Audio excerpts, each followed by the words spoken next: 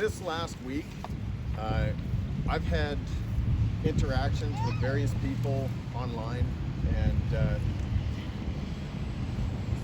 okay, I hope the phone will actually pick up the sound. I'm gonna try and be as loud as I can. Can you guys hear me okay? Yep. Yeah? Okay, good. So I've had some interactions with people online. Last night, some interactions about my post about today. I posted on a new Facebook group thing that I normally, I'm new to it. And I had some surprising feedback, because most of the other feedback that we've had has been very positive. And one of the most common things that has been kind of in the negative realm of feedback has been questioning why we're doing this, right? Now, if I were to ask all of you guys why you're here today, it may not be for the same reason that I'm here today, and that's okay. But for the record, and because this is recorded and we're putting it online, I am going to make it really clear, first of all, why I'm doing this. I'm doing this because I was not raised as a Christian. I was raised in a family where, from the earliest time of my childhood, I remember some of my heroes, my uncles and people that my dad hung out with and stuff, teaching me how to weigh out drugs on a scale and stuff like that. Okay, I went into my teen years totally rebellious, hated the world, and I was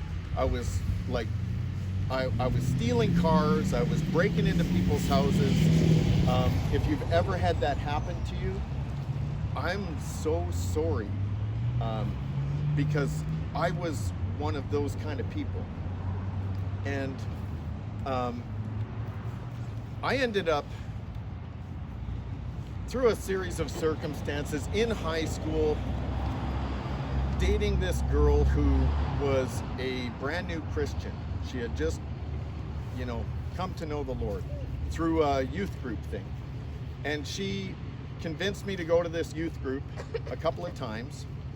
And in this youth group, I wanted to ask some pressing questions, because I came from a background where, I had a bookshelf in my room. It was about this tall and about 8 feet long, and it was just loaded with every kind of spiritual, new age, just everything. I was interested in everything. I wanted to know the truth about why am I here?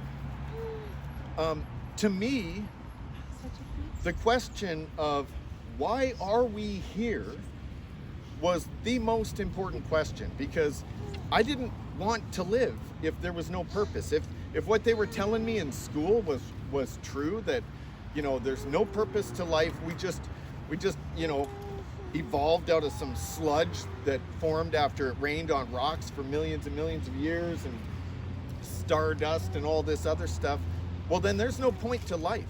And you may as well eat, drink, and be merry, because tomorrow you die. And that's it. And I knew in my heart that couldn't be true, but I didn't know what the answer was. So I was searching all the time. And I used to go out to the smoke pit at school, and we would philosophize for hours. We'd skip class, and we'd talk about life, the universe, and everything, and none of us had a clue. And I was really good at sounding intelligent and philosophical and everything else.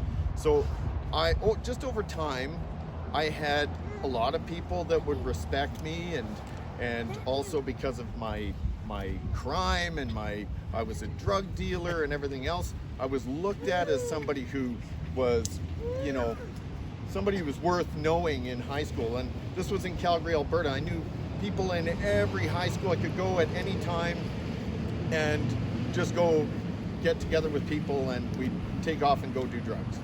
So So that was my background. Going back to this youth group, I went to this youth group with honest questions. I had questions about, what about UFOs and aliens and stuff like that? Like, are you telling me that this whole vast universe is empty?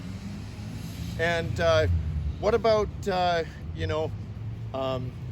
spiritual things that had happened to me as a teenager, seeing things that were almost like shadow beings that would sometimes show up in my room in the middle of the night, and I would have sleep paralysis and things like that. What are these things, And I had a million questions.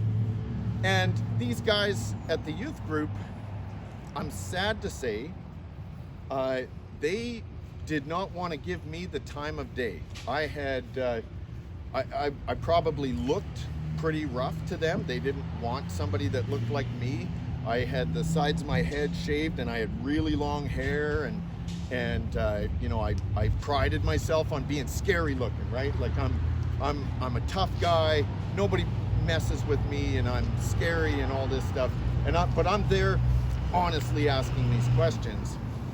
And I'm sure all they could think was, how do we get her away from this guy as quick as possible? And they did not want to answer any of those questions. So I went a couple times, and when I realized that that was the case, they weren't interested in me or any of my questions, I said, Christians don't have any answers, So I've kind of, I've done my part in searching out that realm, and went back to whatever I was doing.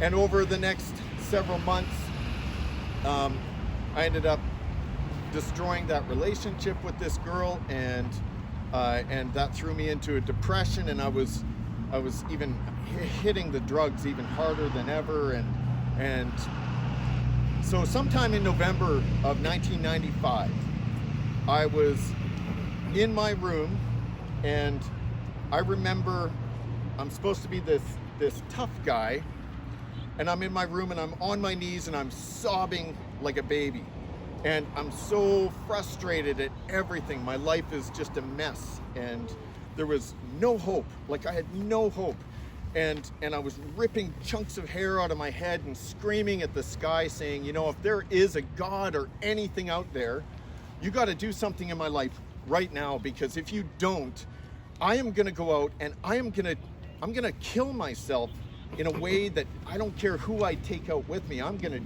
to make sure everybody in Canada hears about this totally screwed up guy in Calgary, Alberta, named Joe.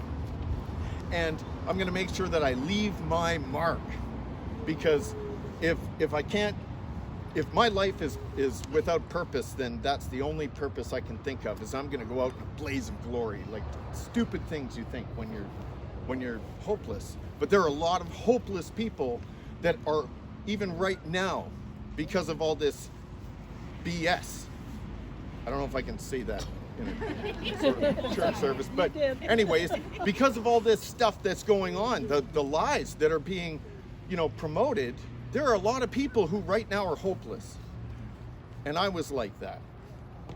Anyways, I actually didn't even intend on saying any of this, but I'll just continue. So at that point, I had no thought that God would answer in any way, and I just left it at that. And I don't really remember the rest of that day, or how much time went from that point to what I'm about to tell you what happened. But on November 24th, 1995, I got off work in the evening. Friends of mine came and picked me up, and there were 5 of us in this little Ford Taurus, and I'm sitting in the front passenger seat. We just bought a 1/4 ounce of pot, and we're gonna go find a party. It's Friday night. We're gonna go find a party.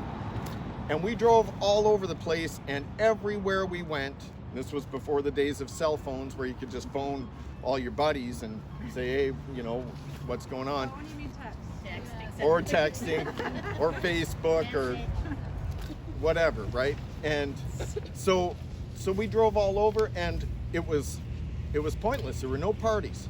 So I thought, you know what, it was really foggy that night too, like so foggy you couldn't really see anything ahead of you. So we just thought, you know what, we'll go up to Nose Hill. And if you know Calgary at all, you know Nose Hill sits really high, and we just thought we'd be able to see above the whole city, and we'd just blast our brains out with some pot and just, you know, listen to music and see above the fog and trip out.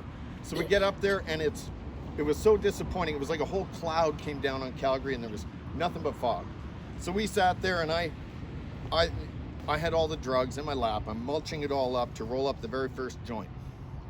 And then all of a sudden I stopped, and I started staring through the windshield, and the music's blaring and everybody's sitting there just anticipating the first joint. And I'm sitting there, and all of a sudden, the only way that I can describe it, it was like being struck by lightning. And it was instantaneous. I am not in the car anymore. And I am standing, and in front of me was this figure, and it was impossible to see him, but it was a figure, and behind him a red glow and a blue glow over top of that.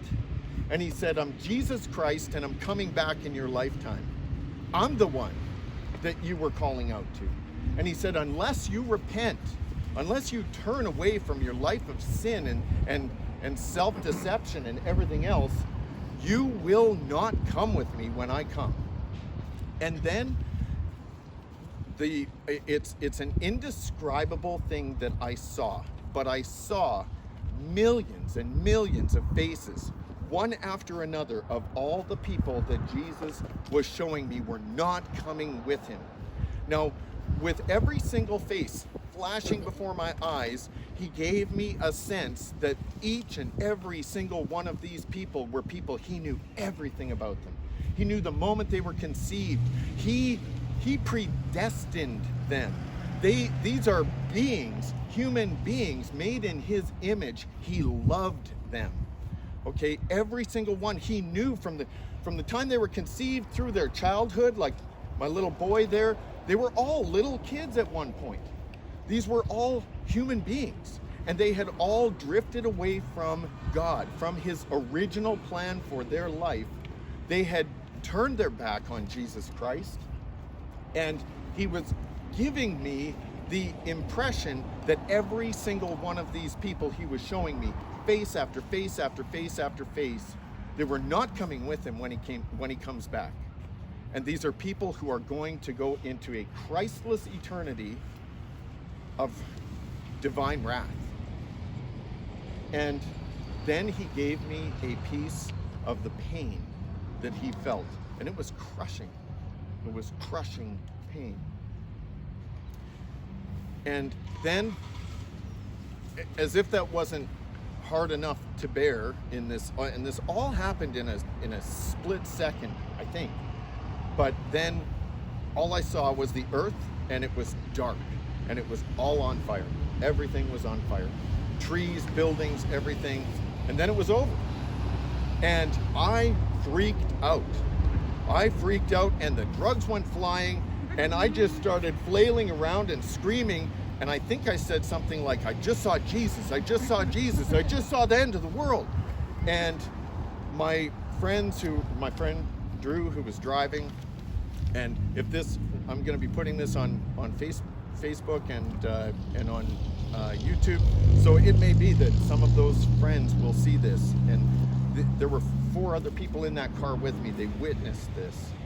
Okay, but at some point the music got turned down, and I was freaking out.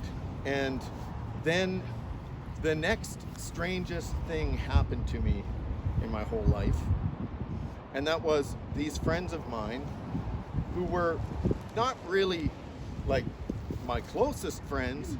There were people that really respected me, instantaneously turned on me like rabid wild dogs and just started swearing at me and like, "What, you effing moron, you know, like everything's ruined. You dropped all the pot in the floor," and everything. Like it was surreal. And I didn't know what to do at that point. And so I got out of the car, and I remember at one point, I picked up my smoke pack, and I'm trying to put a smoke in my mouth to light it, and I was shaking so bad I couldn't get my smoke into my mouth and get it lit. Finally, I think I did get it lit. And I remember kind of seeing other cars parked there, and just feeling like I don't know what to do at this point. I'm shaking like a leaf. I'm terrified of what just happened. I'm never going to be the same. And so I get back into the car at some point, and they say, "Dude, we're taking you home."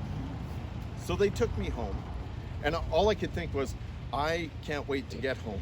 So I got home, I went straight to my room, I went straight to my bookshelf, and I didn't own a Bible. There was no Bible in my house. And I'm looking through this bookshelf going, there's got to be something in here that can tell me what happened to me. And I really mean it when I say I was still just shaking. I was terrified. And I'm looking through this bookshelf, and it's all like native spirituality and New Age and Buddhism and Hinduism and everything else. And then I see this little tiny paperback book in there, and it's called Satan is Alive and Well on Planet Earth by Hal Lindsey. Never heard of it before, never seen it before. It's not my book. I don't know where it came from. And I'm not necessarily endorsing everything Hal Lindsey, believes or writes, but I'm just telling you, this is what was there. So I pull it out and I read the back, and it's about the Bible. And I'm like, okay, this might tell me what happened to me. So I sat there that whole night and I read this little paperback very carefully. I studied it. I needed to know what was in it. And in this book, it shared the gospel with me. The gospel being that Jesus Christ, the Son of God, came down, became a man in order to redeem men from our own sins. Okay, so all those people that I saw in that vision, those are people who are trusting in their own righteousness, their own goodness. And what this book was explaining to me was that Jesus had to come because we can't be righteous enough to get into heaven. He had to come and pay for our sin. And that anyone, no matter what you've done, no matter what's been done to you, anyone who calls on him to save them, he will save them. He will apply the infinite value of his blood atonement to their account and call them righteous. And so right then and there, I got on my knees in my room, and I always say it's like the old Scottish preacher says, it's better felt than telt. Because in that moment, I cried out to Jesus and I said, I believe you died on the cross for me. I believe that. Please save me. And instantly, my heart was brand new. I had spent so many years feeling this filthiness, this dirtiness, this like I was a defiled person, and I knew it was my own fault. I was defiled from a life of sin. And in that moment, He changed my heart, and I was a completely new creature, completely new. And anyways, so that morning I got, I never slept. I got downstairs when my dad got up, started making coffee, and I was just like, Dad, wait till I tell you what happened to me last night. And I start laying it all out to him, and my dad had no patience for this. He was just like, oh, shut the F up. I don't want to hear it. Every time I turn around, it's some new thing. Every week, it's some new thing. You've figured out the answer to everything. Well, I don't want to hear it. And he was right. That was because I was searching all the time. I was always getting excited about something. Like a little piece of truth here, a little piece of truth there. This must be it. Now, the very creator of the universe reached down, stooped down to my level and spoke to me and showed me who he was and how much he loved me. And I wanted to share that with the world. And my dad was the first person that I got to share that with, and he rejected it. but I was totally undaunted. I mean, I knew what happened to me was absolutely life-changing, terrifying, and glorious. And so I ended up, when the bookstores opened, I walked about the 5 blocks, I think, to this little used bookstore called New World Books, where, or Old World Books, sorry. I went, and it was a used bookstore, and I walked in. It was where I got all my stuff, from UFO stuff to New Age stuff and everything in between. And I walked in, I said, "Do you have Bibles?" And she kind of did a double take, like, "You want a Bible?" And I said, "Yeah."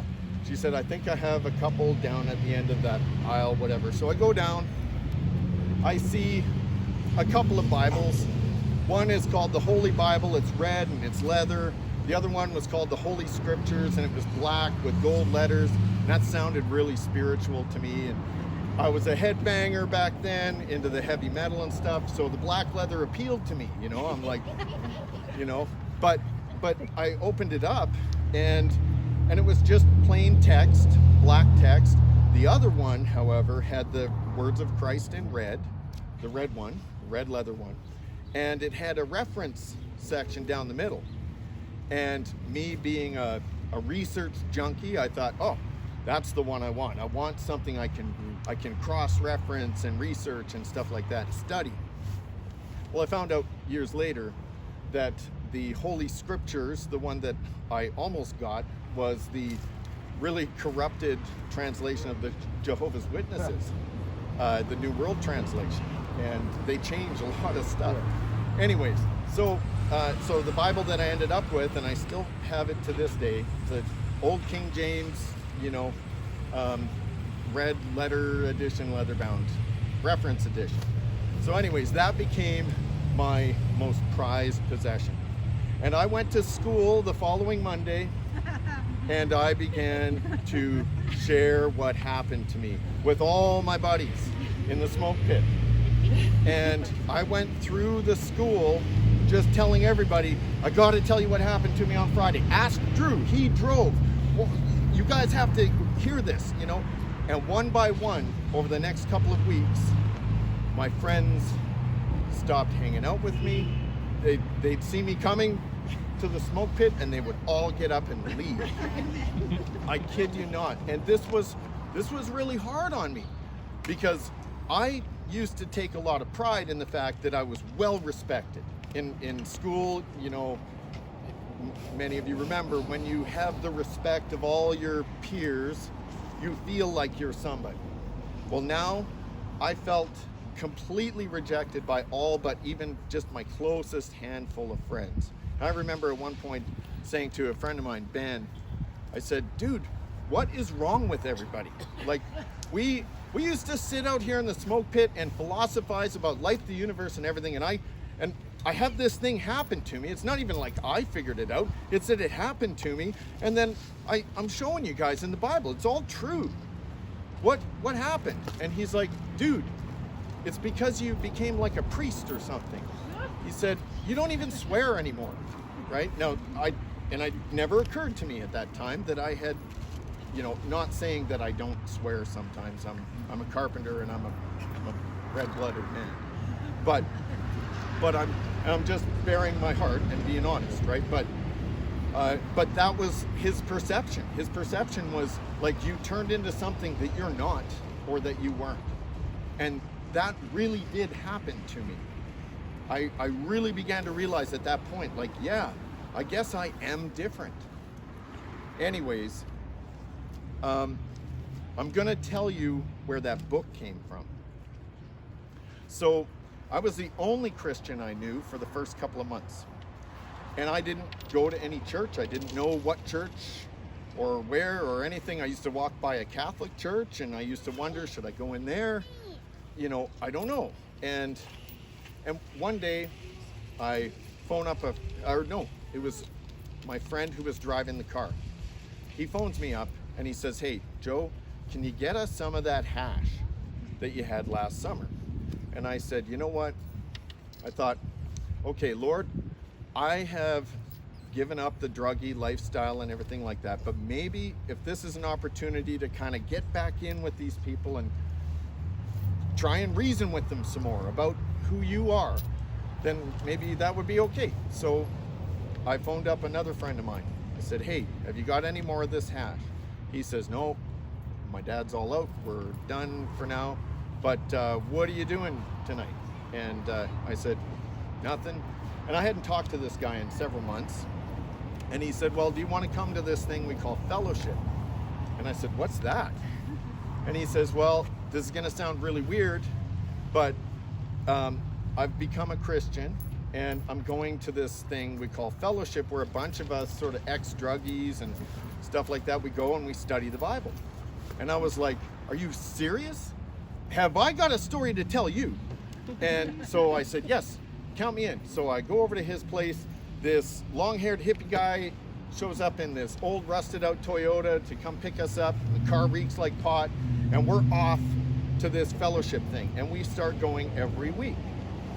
And one day, this hippie guy and his girlfriend bring her, my wife.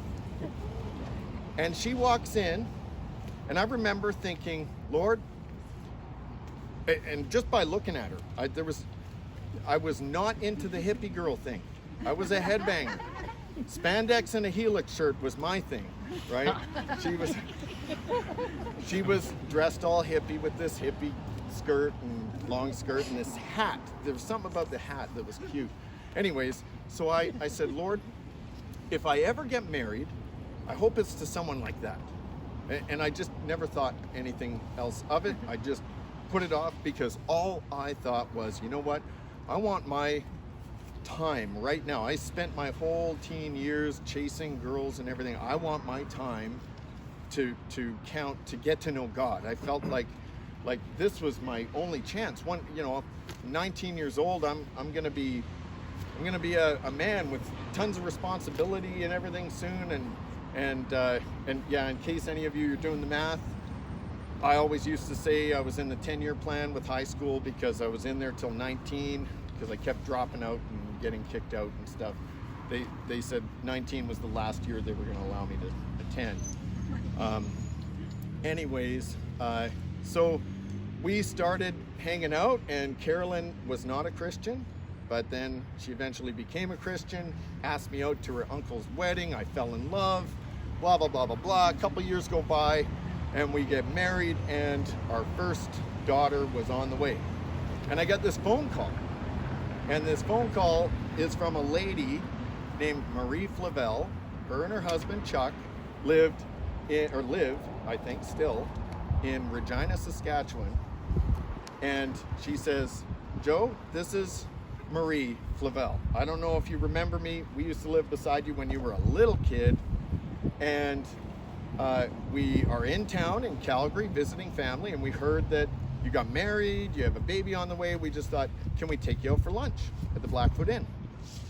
And I said to Carolyn, why not? Maybe I can share the gospel with them, you know?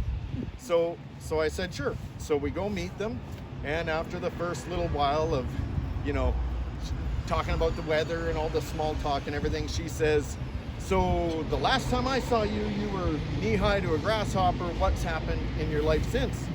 And I thought, okay, here's my in. So I start telling her about my life of drugs and crime and everything else. And her and her husband are sitting on the edge of their seat. They're just listening to all of this. And then I get to the point about being in the car and the vision of Jesus, and he's coming back and all of this. And now they're like visibly like, I could see they're hanging on every word. And I'm like, Lord, I'm getting somewhere with these people. This is awesome. And then I get to the point where I'm describing, I go up to my room and I'm looking through the bookshelf and I see this little book, and I tell her it was called Satan is Alive and Well on Planet Earth. And she suddenly bursts out and she goes, that was my book. And I'm like, what? We both were like, I had shared this testimony with lots of people for several years, and we never knew where this book came from. Now she tells us that her and her husband are Christians, and they've been praying for my family ever since they first met us when I was a little kid. And whenever they would come through Calgary to visit family, they would stop by. And my parents, or my dad anyways, he never really liked them and made no bones about kind of, letting them know that. But she said this one time, several years ago, so I don't even know how long this book was in my bookshelf. She said, this one time we go there and your dad invited us in, and it was strange. And so I asked about you, how you're doing. And he said to her, and this is how she described it, it was something like, he said, well, let me show you the pit, because that's what my dad called my room. So now I have to tell you a little backstory here. So my dad had, sometime before this, had gotten so sick and tired of my room being a total mess that he gave me an ultimatum. He said, you get everything off of this floor in the next hour, or else you are out and you will not be coming back. So I'm an artist at heart and in actuality. So what I did was I took a hand staple gun and I took everything that was on the floor and I stapled it to the ceiling. Beer cans, t-shirts, underwears, everything. Stapled it to the ceiling and I arranged it all nice and everything, and then called my dad up and I said, there you go, it's all off the floor. And my dad just walked away and shook his head. Well, what had happened was, it was sometime after that this lady, Marie, and her husband, Chuck, came, and so my dad thought it was so hilarious that he wanted to show her. So he took her up. What she saw was not how funny that was. What she saw was the pin-up girls, the Iron Maiden flags, the Megadeth posters, and all that stuff. And she said, all I thought was, I need to leave him something to read. So she fumbled around in her purse when my dad wasn't looking and slipped it into my bookshelf. Now it sat there for at least a year before I even saw it that day.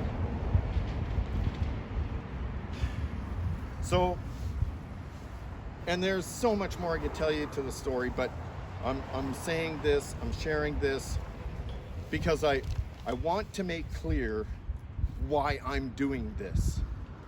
Because when we moved here to Grand Forks, we love this town. We actually came here 22 years ago for our honeymoon. And every chance we've had, we've come again for our anniversary. And we love this town. And we love everybody we've met here. And when the churches shut down, to me, that was an act of absolute disobedience on the part of the pastors. The pastors are the ones who shut down their churches, not the government. The government told them to, but the government has no right. And the reason why is because here in Grand Forks, here in British Columbia, here in Canada, here on planet Earth, and throughout the universe, there is one supreme ruler. I know him. His name is Jesus Christ. He is the Son of God, and he is head over all things to the church. Now, yes, the church is subject to the law if a criminal, some criminal act happens. The law is for that purpose. But Romans 13, 1 Peter 2, they both those portions explain to us the purpose that God has for magistrates. Those magistrates are to be a terror to bad works and a praise to good works. This holding a church service to glorify the supremacy of Christ, the King over all kings, the Lord over all lords, that is a good work. And the magistrate has no authority whatsoever over the church in that good work. And so, like I said, many of you may be here because you have different reasons to be here, and that's okay. I am here, and I'm putting this on the record to say that no magistrate on earth has any right to tell the people of God that they cannot assemble and worship the Lord in obedience to his word. Like Hebrews 10:25, which tells us to not forsake the assembling of ourselves together, as is the manner of some, but exhorting one another all the more. Exhorting, by the way, means inviting one another all the more as we see the day approaching. And I see that day approaching. Jesus told me that day is approaching. I don't know if it's this year or 10 years from now or what.